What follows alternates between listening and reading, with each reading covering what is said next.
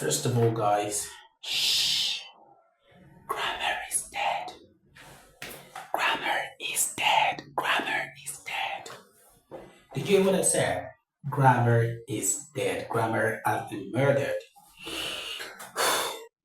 All day, the world of language has been plunged into the realm of mourning. I'm devastated. Every grammarian should be devastated. Every language teacher should be devastated at this time because, to be honest, today has been a sad day. So finally, grammar is gone. So in the early hours of yesterday, I was checking through the street of language and then I came across this individual quietly strangling grammar until he ended up taking life out of grammar. And today, I'll be revealing the face of this individual who murdered grammar and how he murdered grammar. But the good part is, while in its dying state, grammar spoke to me and I heard it loud and clear. It told me what to be done to resuscitate it, to bring it back to life. And today, with my special linguistic power of necromancy, I will bring your grammar back to life.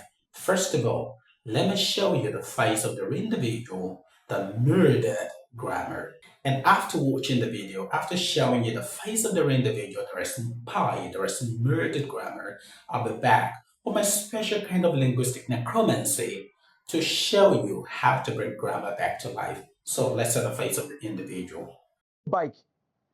There's always like up to like 20 bikes parked at the estate gates now. You can take one of it, just take one another bike. There's always like up to like 20 bikes parked at the estate gates now. You can take one of it, just take one another bike. There's always like up to like 20 bikes parked at the estate gates now. You can take one of it, just take one another bike. So now that you've seen the face of that individual, the murdered grammar, it is time to conjure the spirit and your special power of necromancy to bring grammar back to life. And only I can do that. Let me show you how it's done. Right. So in that video, on a more serious note, in that video, you heard the speaker say something like, there's always like up to 20 bikes parked at the resting gate. You can just take one of it. Let me go over that again. There's always like up to 20 bikes parked at the resting gate. You can just take one of it. By yourself, can you spot out, can you identify what killed, what murdered grammar in this expression? Well, I'll help you because to solve the problem, you need to identify the problem. So we have two problems here that led to the dying, to the murdering, to the dying, to the killing of grammar. And the first of these two problems is here. There's, and of course you know that the full form of this is there is, right? There is. This is what the first problem is. There is. The first problem is here. And the second problem is here.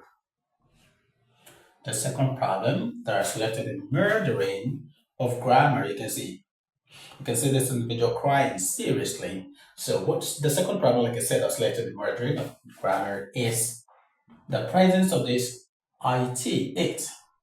Now let's get to it. It's time to bring grammar back to life. There's always like up to 20 bytes.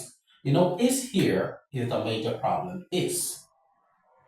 You use is for a singular item, for just one item. And by the way, as you mentioned that, what will bring this problem, what will bring grammar back to life in this case will be the special power of grammatical concord.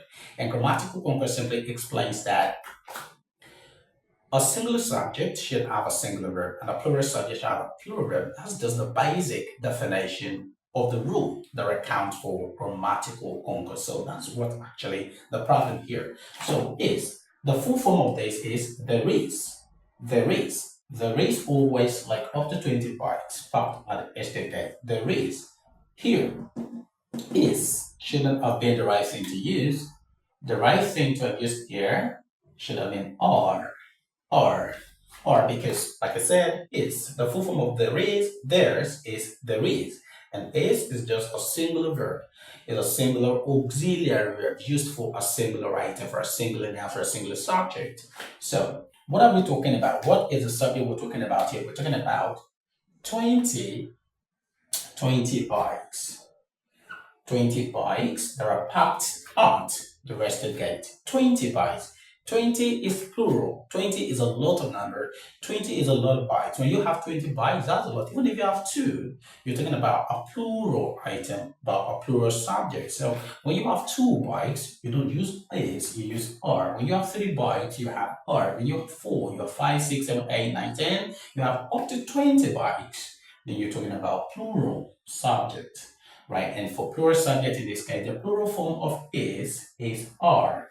So this should have been the right thing to use here. There are always like up to 20 bikes parked at the rested gate.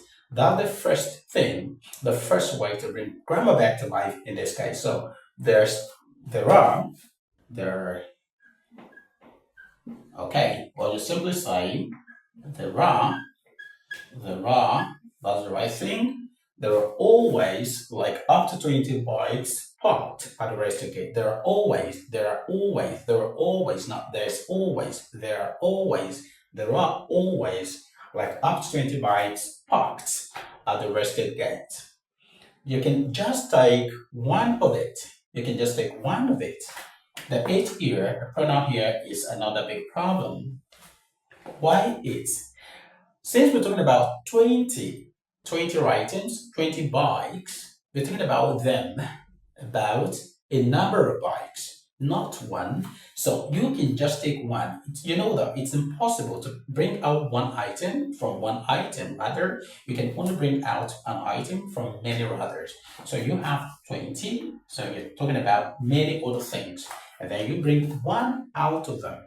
So because you have up to 20 bikes always parked at the rested gate, you as an individual now, or the person talking in that video was trying to give an instruction to the other person, to somebody out there, to a third party, that, hey, you simply go to the rested gate and pick a bike out of the 20 you can find there. So you can just go there and take one of them.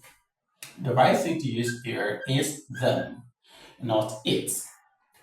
You can only take one out of them, not one out of it. So that's actually it. The full expression should be there are always like up to 20 bikes parked at the resting gate. You can just take one of them and not one of it. It is singular. The plural form of it at the objective case is them.